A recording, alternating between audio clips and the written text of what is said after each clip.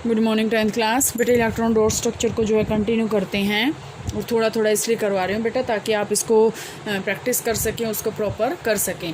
तो electron dot structure आपके पास next topic अगर हम बात करें तो जैसे अगर हम बात करें आपके पास N3 N2 की अगर हम बात करते हैं इलेक्ट्रॉन डॉट स्ट्रक्चर में, ठीक है, N2 की, तो N2 में आपके पास देखो नाइट्रोजन में अगर हम बात करते हैं तो नाइट्रोजन में कितने इलेक्ट्रॉन्स होते हैं टोटल 5, तो 2 हम यहाँ लगा लेते हैं, 3 हम यहाँ लगा लेते हैं, इसी तरह 3 हम यहाँ लगा लेते हैं, 2 हम यहाँ लगा लेते हैं।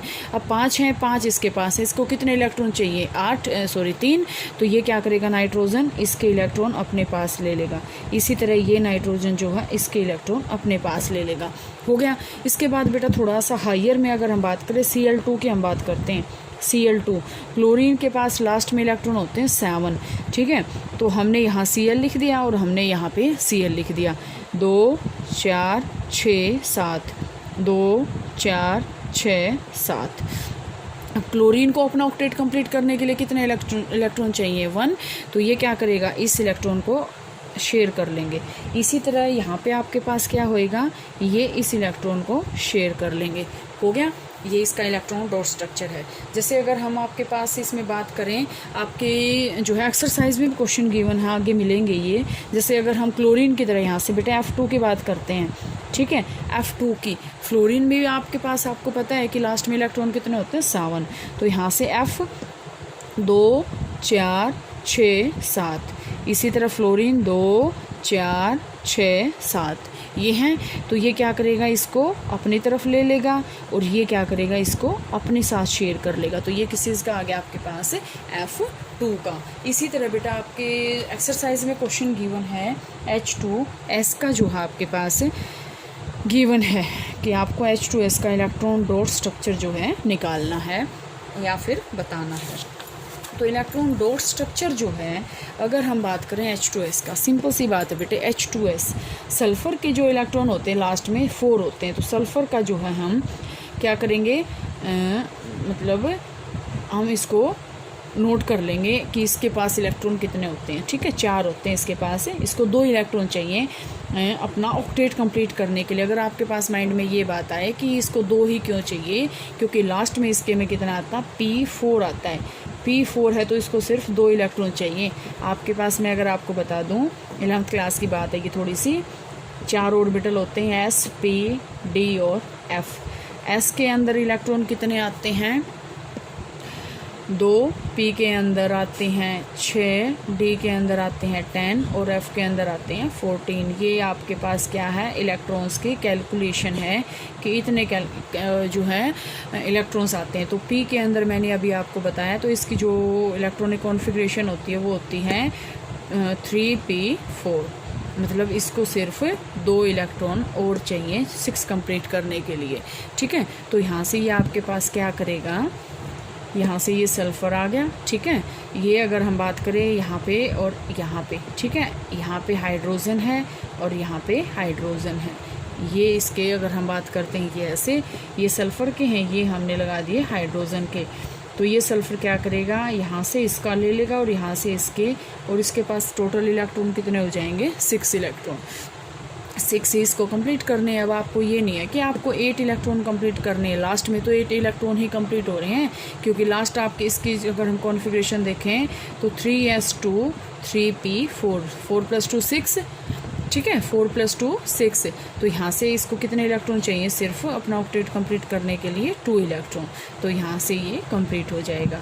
तो यहाँ से ये क्या करेगा सल्फ़र की तो कंप्लीट होगी, तो सल्फ़र की कंप्लीट होगी तो यहाँ से ये हाइड्रोजन की जो है कंप्लीट हो जाएगी, ठीक है। सल्फ़र को हम ऐसे भी कर सकते हैं 2 4 5 और 6 ऐसे, ठीक है।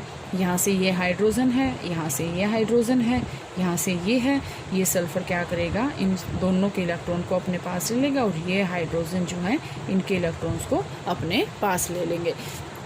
तो यहाँ से ये इलेक्ट्रॉन डॉट स्ट्रक्चर किसका आया H2S का, ठीक है। तो यहाँ से बेटे आपके पास ये आएगा। इसमें इसके बाद जो है इसमें जो इम्पोर्टेंट टॉपिक आता है आपके पास वो आता है बेटा नोमेनक्लेचर, क्योंकि नोमेनक्लेचर में आपके पास कई बार जो है डिफरेंट जो है इसमें पूछ लेते हैं अल्केन, अल्कीन और अल्काइन की। तो वैसे नोमेनक्लेचर आपके पास अल्केन का और अल्काइन का तो नहीं है, क्योंकि आपको सिलेबस में जो डिलीटेड सब सिलेबस है उसमें मैंने आपका देखा था अल्केन का और अल्काइन का नहीं है, मतलब हाइड्रोकार्बन्स जो हैं उसमें आपके पास नहीं दे रखे हैं। तो मैं थोड़ा सा आपको इसमें बेटा, क्योंकि 11th क्लास में आपके पास काम आएंगे ये और नहीं भी आएंगे, तो एक बार उसमें देख लो। नेमिंग नोमेनक्लेचर, हम इसको नेमिंग करेंगे कैसे, ठीक है।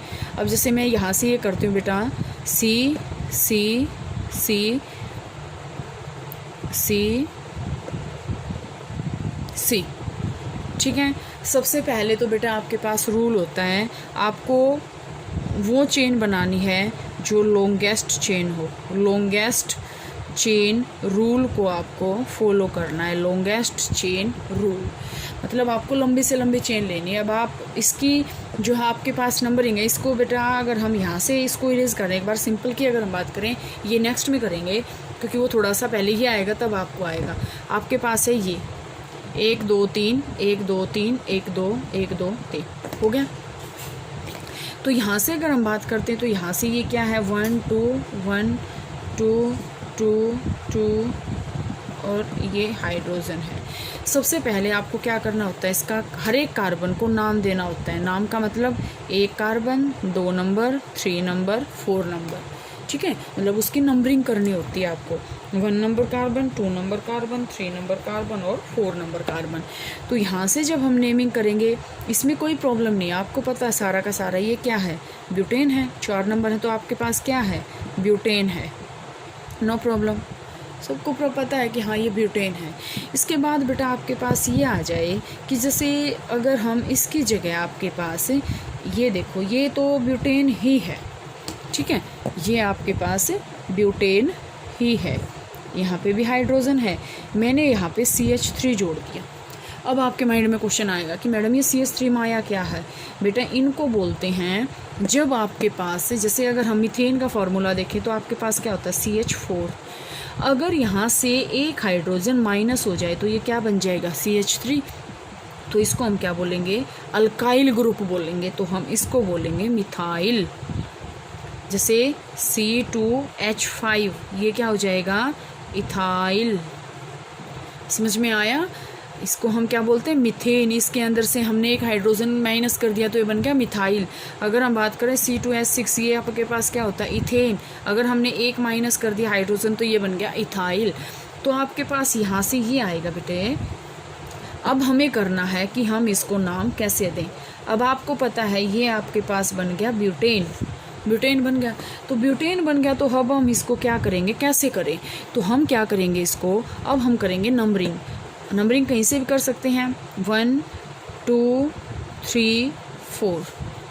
अब हमें क्या है, हम इसको सिंपली ब्यूटेन नहीं लिखेंगे, क्योंकि ब्यूटेन लिख दिया तो ब्यूटेन के अकॉर्डिंग तो यहाँ सभी जगह हाइड्रोजन है, लेकिन 2 नंबर कार्बन पे क्या बैठा है, मिथाइल।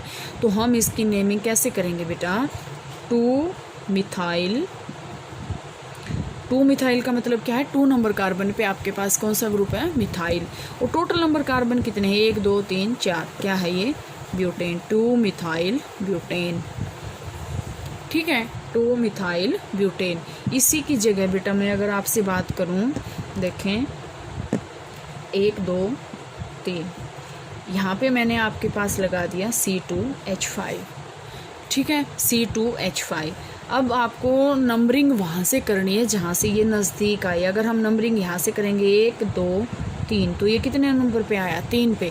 लेकिन अगर हम नंबरिंग 1 2 3 करेंगे तो ये कितने नंबर पे आया, 1 पे। तो मतलब नज़दीक कौन से पे आया, 1 पे।